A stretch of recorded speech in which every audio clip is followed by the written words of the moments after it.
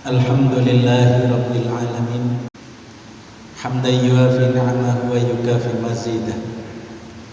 Ya Rabbana lakal hamdu Kama yanbaghi li jalali wajhika wa 'azimi sultanik.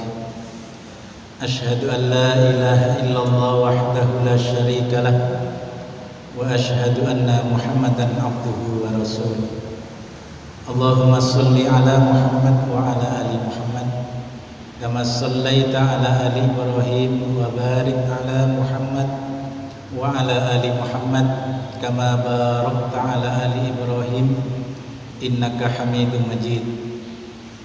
Qala Allah Ta'ala fi kitabihil karim, a'udzu billahi minasy syaithanir rajim. Ya ayyuhalladzina amanu taqullaha haqqa tuqatih wa la tamutunna illa wa antum muslimun. Al-ayah.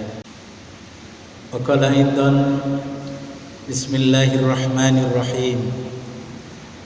Wat-tini waz-zaitun wa turi sinin wa hadzal baladil amin. Al-ayah.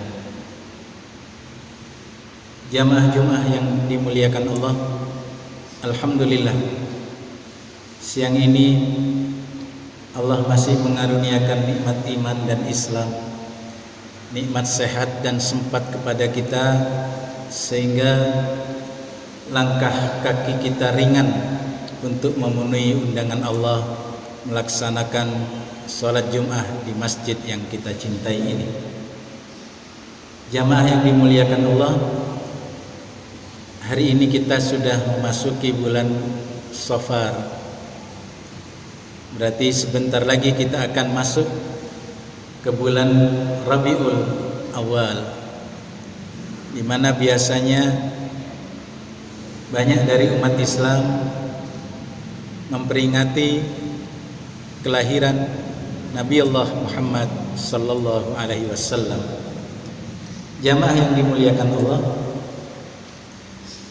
di awal tadi saya bacakan sebuah ayat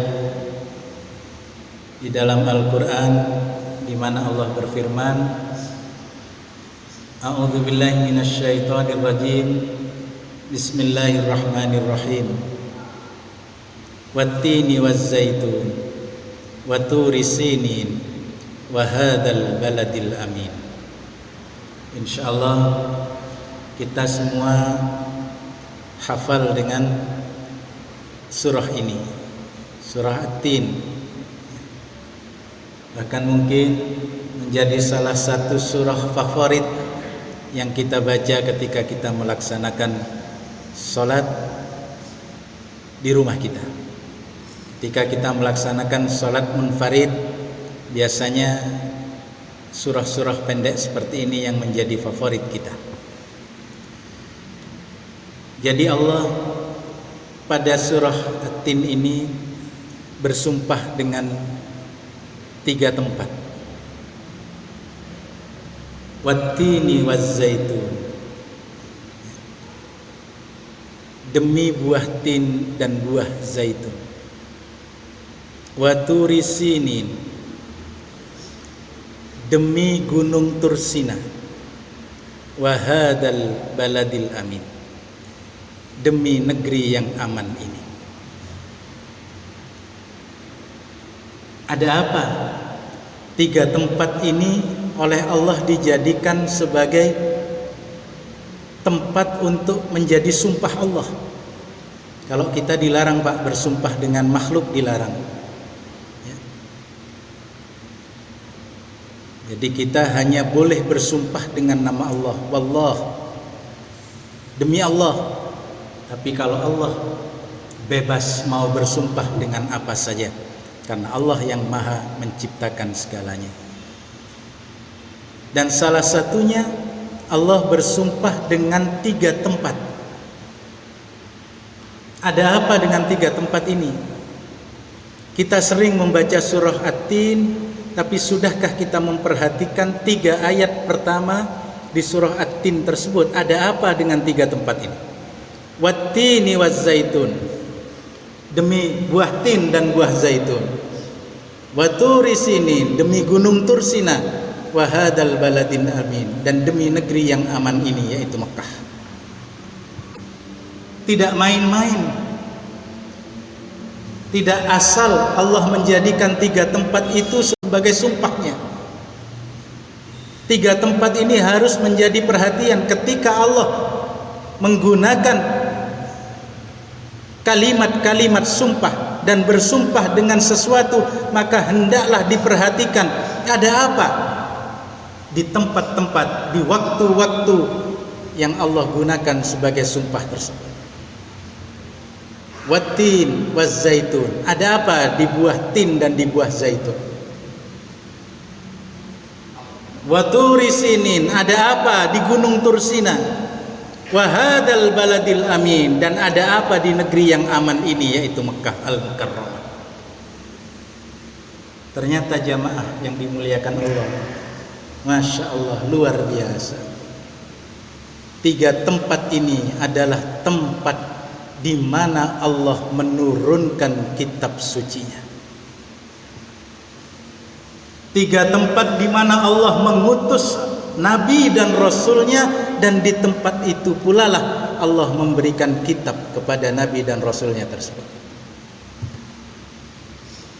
Yang pertama, wattin wazzaitun, demi buah tin dan buah zaitun. Para mufassirin berpendapat bahwa tempat di mana banyaknya tumbuh buah tin dan zaitun itu adalah di wilayah Palestina. Di tempat di mana Nabi Isa alaihissalam diangkat oleh Allah menjadi Nabi dan Rasul, di tempat di mana Nabi Isa alaihissalam menerima kitab Injil. Wattin wazzaitun. Yang kedua, waturi sinin, demi gunung Tursina. Di mana itu? Di gunung Tursina, tepatnya di satu lembah yang bernama Lembah Tua, di mana Allah memanggil Nabi Musa alaihissalam untuk menerima Taurat. Selama 40 hari Allah memanggil Nabi Musa di gunung Tursina, tepatnya di Lembah Tua, dan di sanalah Allah memberikan wahyu secara langsung kepada Nabi Musa alaihissalam, yaitu Taurat. Dan yang ketiga, wahadal baladil amin, dan negeri yang aman ini. Wa man dakhalahu aminah, barang siapa yang masuk ke negeri ini maka amanlah jiwanya, amanlah hartanya, karena negeri ini adalah Baitul Muharram, tempat yang dimuliakan oleh Allah, yaitu Mekah, di mana di situ ada Ka'bah yang dibangun, ditinggikan oleh Nabiullah Ibrahim alaihissalam bersama putranya Ismail alaihissalam. Dan di wilayah Mekah inilah ada satu gunung yang paling tinggi dari deretan pegunungan yang ada di Mekah itu, yaitu gunung yang di dalamnya berada Gua Hira, di mana Allah menurunkan wahyu yang pertama kali kepada hamba dan utusannya Muhammad sallallahu alaihi wasallam. Jadi ada 3 tempat. Wattini wazzaitun wa turi sinin wa hadzal baladil amin. Perhatikan betul, di tempat banyak tumbuh buah tin dan zaitun, yaitu di Palestina, di Yerusalem, tempat Allah menurunkan Injil kepada Nabi Isa alaihissalam. Perhatikan betul, di Gunung Tursina, tepatnya di Lembah Tua, di mana Allah memberikan Taurat kepada Nabi Musa alaihissalam. Dan perhatikan betul tempat yang aman ini, negeri yang aman ini, yaitu Al-Makkah Al-Mukarramah, di mana Allah menurunkan wahyu yang pertama kepada utusannya Muhammad sallallahu alaihi wasallam. Dan ini sebetulnya jamaah yang dimuliakan Allah sudah diketahui oleh orang-orang di luar Islam. Orang-orang Yahudi yang membaca Taurat membaca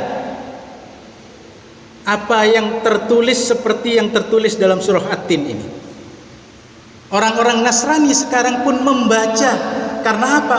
Apa yang diyakini oleh orang Yahudi sebagai Taurat itu pun sekarang dibaca dan diimani oleh orang Kristen sebagai kitab suci mereka.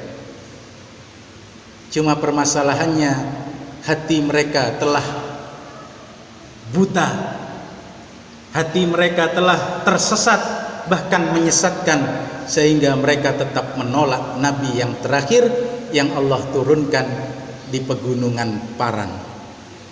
Di mana ada di dalam kitab suci yang mereka imani sekarang? Ada di dalam kitab Ulangan pasal 33 ayat 2. Kalau beberapa waktu yang lalu saya membahas kitab Ulangan pasal 18 ayat ke-18 dan 34 ayat ke-10 tentang datangnya Nabi yang terakhir, maka di dalam kitab Ulangan ini salah satu bagian dari 5 kitab yang ada di dalam Taurat. Di dalam kitab Ulangan pasal yang ke-33 ayat 2, di sanalah Nabi Musa alaihissalam, hamba dan Nabi Allah tersebut, menyampaikan apa yang diwahyukan oleh Allah kepada kaumnya. Nabi Musa alaihissalam berkata kepada kaumnya, Tuhan datang dari Sinai dan terbit kepada mereka dari Seir.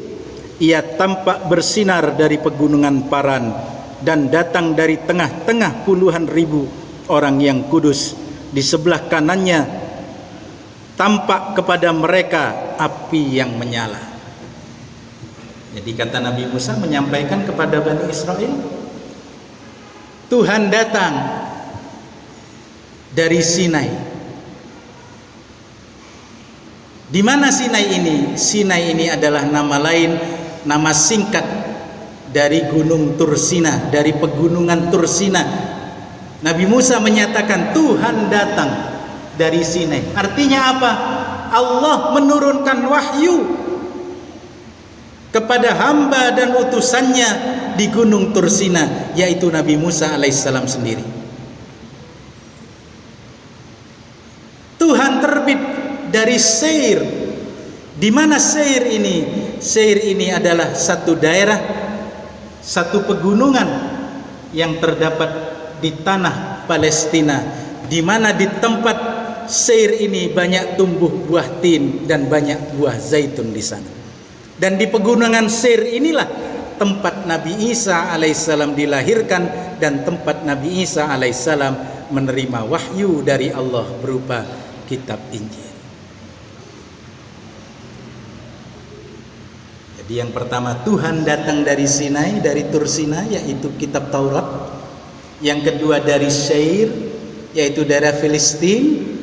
Dan yang ketiga, berkilauan cahayanya dari pegunungan Paran. Di mana Paran ini? Paran ini adalah satu pegunungan di wilayah Saudi Arabia, tepatnya di daerah Mekah.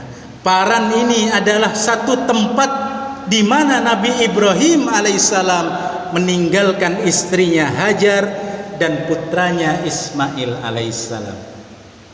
Paran ini adalah satu tempat di mana ketika Nabiullah Ibrahim alaihissalam datang kembali ke sana, diperintahkan oleh Allah untuk menyembelih putra yang ada di Paran itu, yaitu Ismail alaihissalam.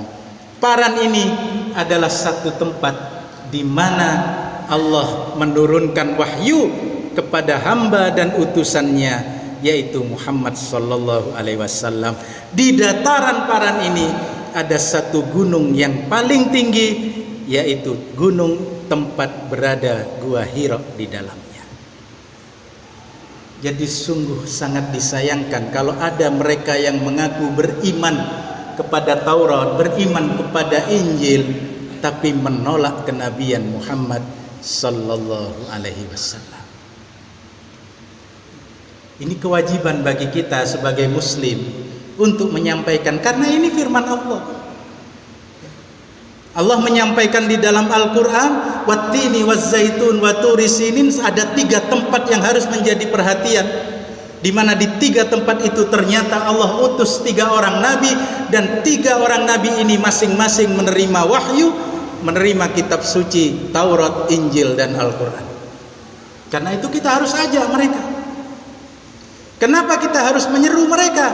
Karena nabi yang terakhir yang di dalam kitab suci mereka dikatakan berkilauan cahayanya dari pegunungan Paran, dan di tangan kanannya ada api yang menyala. Jadi siapa saja yang tidak mengikuti nabi yang datang dari Paran ini, pasti Allah akan menuntutnya kelak, sebagaimana firman Allah dalam kitab suci mereka sendiri. Karena itu jamaah yang dimuliakan Allah, kita membaca Al-Quran harus betul-betul kita renungkan, ada apa, rahasia apa yang tersimpan di sini. Bukan sekedar menjadi bacaan kita, hafalan kita, tapi marilah apa yang kita baca dalam Al-Quran, terlebih yang sering kita baca karena dia berada di juz 30, juz amma, wattini wazzaitun, merupakan ayat-ayat favorit bagi kita dalam sholat. Setidaknya kita harus mengetahui kandungan isi di dalamnya, dan apa yang Allah sampaikan itu dakwahkan, baik terhadap saudara kita muslim maupun kepada mereka yang mengaku sebagai ahlul kitab.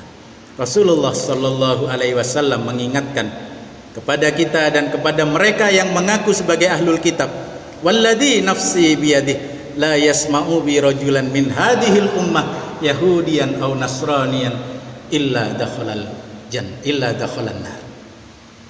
Demi zat yang jiwaku berada di dalam genggaman kekuasaannya, artinya demi Allah,